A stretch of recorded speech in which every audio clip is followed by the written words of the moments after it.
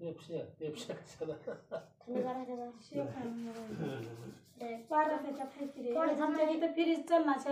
नमस्कार नमस्कार माऊली नमस्कार मला श्री गुरुदेव श्री गुरुदेव दत्त श्री गुरुदेव बघा माझं नाव सत्यनारायण मंत्री मी आयुर्वेदिकचं काम करतोय आज 9 वर्षांनी काम करतोय आणि एक माऊलीच्या भक्त आहेत त्यांचे जे काही प्रॉब्लेम होते त्या प्रॉब्लेमसाठी किती दवाखाने केले अगोदर त्यांना विचारू तुमचं नाव सांगा सीताबाई बालाजी आवले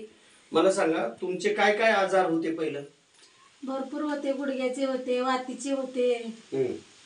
बरं दवाखाने किती केले आणि कधीपासून दवाखाने होते तुमचे 7-8 वर्ष झाले 7-8 वर्षांना म्हणजे तुम्हाला नसाचा गुडघ्याचा आणि कशाचा प्रॉब्लेम होता अजून तुम्हाला जे जे प्रॉब्लेम होते गुडघ्याचा नसाचा वातीचा बर आणि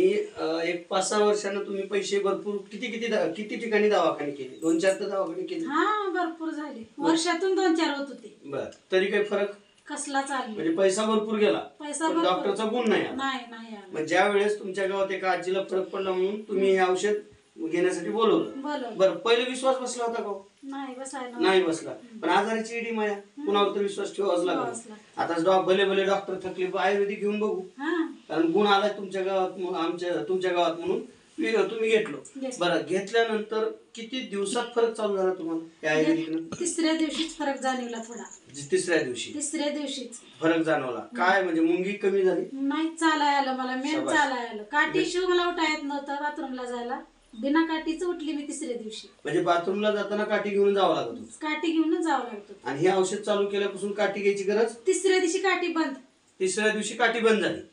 आणि 7व्या-8व्या दिवशी तुम्ही मला फोन करून सांगितलं की बाबा औषध तुमचं चांगलं आहे ना आम्हाला कंटिन्यू करायचे मी शेताला गेले बरोबर बर तुम्ही पहिले शेताला जात होता का शेताला जाऊन 10 वर्ष झाले शेताला जाऊन यांना 10 वर्ष झालं कारण यांचा प्रॉब्लेम होता फिरणं बाहेर जाणं माझा पाय घासायचा जमिनीला पायच उचलायचा नाही पाय उचलतच नव्हता का घासतच ठेसाळत जाईल म्हणून तुम्ही कधी शेताकडे 10 वर्षांनी गेलो नाही मग आमचं औषध चालू केल्यामुळे आज 15 दिवसात तुम्हाला चांगला फरक पडला आणि तुम्ही शेताकडे पण गेलो बर आता ह्या आयुर्वेदिक औषधानं तुमचं चांगलं व्हायला एक आम्ही काही नुकसान केलं तुमचं चांगलं उलाले बरोबर आहे मग ह्या आयुर्वेदिकनं तुमच्या शरीराला ज्या ज्या काही व्याधी आहेत त्याच्यावर काम चालू झालं आणि तुम्हाला फरक पडला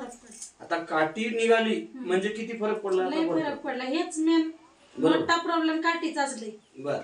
मग आज मला सांगा तुम्ही त्रस्त होता मला माझ्याच नशिबाला असं का आणि एवढे दवाखाने करून काही फरक नाही एवढा देव करून एवढे दवाखाने करून आता काहीच करायचं नाही की आपल्या नशिबाचा भोग आहे कुठलंच घ्यायचं नाही बरोबर आहे मग नशिबाचा भोग आहे म्हणून कुणाचं घ्यायचं नाही असं ठरवलं पण काय आम्ही आलोत काय आमच्या गावात फरक पडला एका बैला म्हणून तुम्ही घेतलं मग घेतल्यामुळे तुमचा फायदा झाला बरं हे आयुर्वेदिक आज काळाची गरज आहे का नाही तुमचा अनुभव काय आयुर्वेदिक मुळे तुमचं चांगलं होईल मग लोकांना काय संदेश देऊ शकता तुम्ही आयुर्वेदिक घ्यावं का नाही घ्यावं का तर तुम्ही अनुभवातून बोला तुमचं अनुभव घेऊनच चांगलं अशाच माता भगिनीचे भरपूर प्रॉब्लेम आहे आज डॉक्टरकडे पैसे घालून परेशान आहे आणि लाखावर घालून परेशान आहेत आमचं हजारावर कमी होत आहे मग हे आयुर्वेदिक चालू केल्यामुळे तुम्ही समाधानी मला फरक पडतोय कंटिन्यू तुम्ही घेत राहणार आम्हाला तर फरक पडलाय समाधान जर पण आमचं पूर्ण गणगोत परेशान होतं त्यांनी समाधान झालं म्हणजे तुमच्या ह्या आजारासाठी सुद्धा गणगोत परेशान होतं आणि त्यांना सुद्धा आता तुमचं एक कमी वाटलं म्हणून समाधान झालं त्यांना आश्चर्य वाटायला माझ्याजवळ घ्यायला पैसे तर माझ्या पुली किंवा 1500 देऊन भरती केल्या पैशाची सर बरोबर म्हणून आज तुम्ही आयुर्वेदिक घेतल्यामुळे आज ठणठणीत आहे तुम्हाला चांगला फरक पडायला म्हणून तुम्ही लोकांना पण सांगा बरोबर धन्यवाद अनेक माझ्या गुरुची आज्ञा तुम्ही जगा दुसऱ्याला जगवा बरोबर ही वचन मी कधी मोडणार नाही मला त्यांना तोडाय बी आलं पण मी त्याला चांगली झाली हो तू बी हो म्हणणारच बरोबर मला फरक पडलाय तुम्ही पण घ्या बरोबर